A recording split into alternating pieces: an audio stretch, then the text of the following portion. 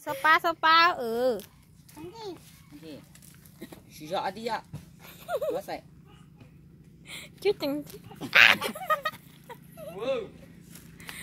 Dia cintai oh. Pergi pa. Ali sepa.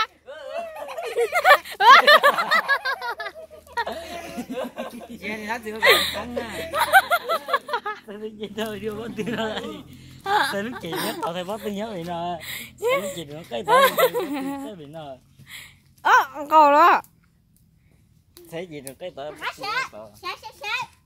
Dây là xin nó cho bé bảy ơi. Đi là bé mua đi.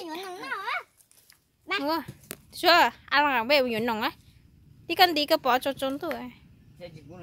Cho dây ăn đi bé bảy. Đi ăn đi. Dây còn lấy mà. Dây cho lọ. Vừa lấy. Chuyện cái. Ăn gì được. Đâu, khi con dây à. Con muốn cái tôi cho nó chị. Dây kia cho. Ăn rất sấy quá. Chứ, vừa lấy. Dây bó kia.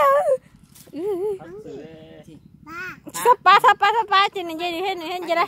Ali sapa đi. Sapa này dây đi chả đi. Ăn cái gì? Pa ấy sẽ chỉ căng nghe. Tao Ali chả có củ sấy nữa hả? Rồi nó tì nữa hả? Tì là bên nào sủng sài, sấy cái chó khăn chưa? Có bật căng hả? Nó tè à? Thôi con lạ.